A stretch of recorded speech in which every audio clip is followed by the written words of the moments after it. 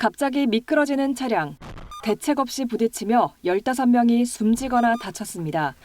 겨울철 고속도로에서 반복되는 도로 살얼음으로 인한 연쇄 추돌입니다.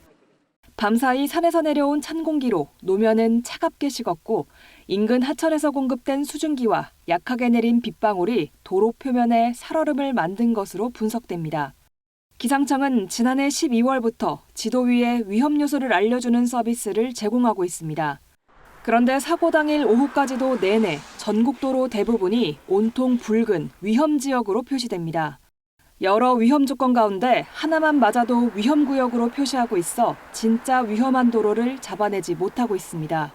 전문가들은 도로의 국지적인 특성을 반영한 정밀 지도가 필요하다고 조언합니다. 현재 경우는 도로의 기하 구조, 사고 유무에 포커스를 맞추고 있고요. 그 부분보다는 도로 열지도, 수분지도, 음용지도의 데이터 기반 접근이 필요하다고. 특히 서산영덕 고속도로는 길이 동서방향으로 나 있어 종일 그늘진 구간이 많습니다. 이런 도로 특성을 면밀하게 살펴봐야 한다는 겁니다.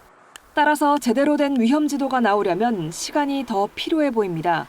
당장은 새벽 시간대에 비나 눈이 약하게 내릴 때면 운전을 중단하고 눈비가 그치거나 해가 뜨기를 기다려야 합니다. KBS 뉴스 김세연입니다. 새벽 시간 산간 도로가 주차장으로 변했습니다.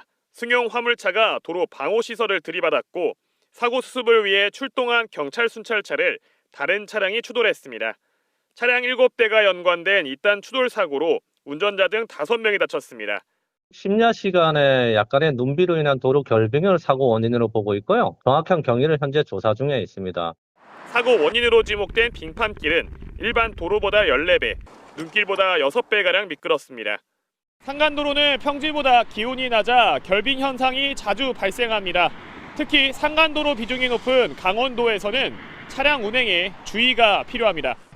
살얼음 유무를 맨눈으로 구분하기 어려운 부분도 사고를 막지 못하는 이유입니다. 갑작스러운 감속도, 미끄럼 사고 원인이 될 수 있습니다. 산간도로의 겨울철에는 블랙아이스 같은 그런 살얼음이 항상 있을 수 있기 때문에 평상시보다는 속도를 많이 좀 감속을 해서 유사시에 대처를 하거나. 2020년부터 최근 5년간 전국에서 발생한 겨울철 빙판길 교통사고는 모두 4천여 건. 이들 사고로 83명이 숨지고 6,600여 명이 다쳤습니다.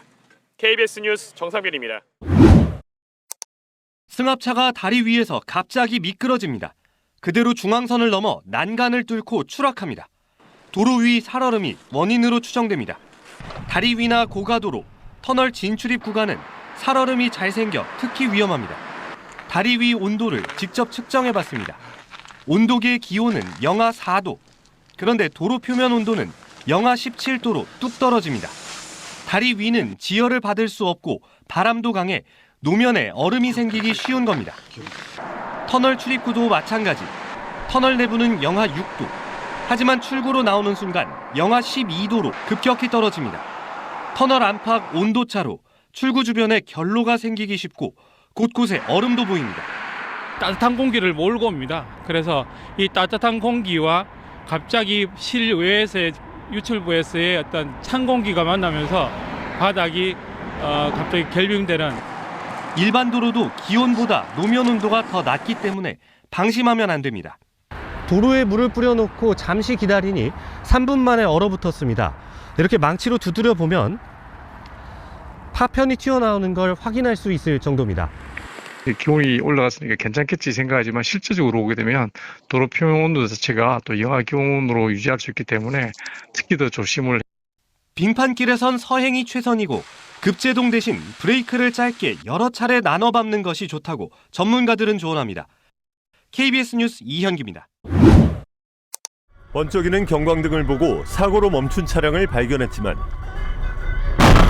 승용차 운전자는 추돌을 피할 수 없었습니다. 사고가 났구나 싶어서 이제 서행을 하고 있는데 갑자기 이제 차가 밀리더라고요. 네. 브레이크가 말을 안 듣고. 오전 8시 15분쯤 중앙고속도로 남안동 나들목 인근에서도 비슷한 사고가 잇따랐습니다. 차량 15대와 넉 대가 미끄러져 부딪히면서 2명이 다쳤고 도로가 한때 통제됐습니다. 이 사고들은 모두 매연 먼지 등과 엉겨붙은 살얼음, 블랙아이스가 원인으로 추정됩니다. 한국도로공사는 예비 제설 작업을 했지만 해당 사고 지점은 노면이 마른 것으로 확인돼 제설 작업을 하지 않았다고 밝혔습니다. 블랙아이스는 아스팔트색과 구분이 어렵고 일반 도로보다 10배 이상 미끄럽습니다. 겨울철 야간에 눈비가 올 경우 결빙 사고의 40%가 하루 중 기온이 가장 낮은 오전 6시부터 10시 사이 집중되고 있는 것으로 나타났습니다. 전문가들은 겨울철 눈비가 내린 뒤엔 반드시 과속을 피하고 차간 거리를 유지해야 한다고 강조합니다. 제동 거리가 평소보다 2~3배 이상 길어지기 때문에 운전자가 속도를 줄이고 급 브레이크나 급 핸들 조작을 피하는 것이 2020년부터 5년간 도로 결빙으로 일어난 교통사고는 4,100여 건으로 83명이 숨지고 6,600여 명이 다쳤습니다. KBS 뉴스 이재민입니다.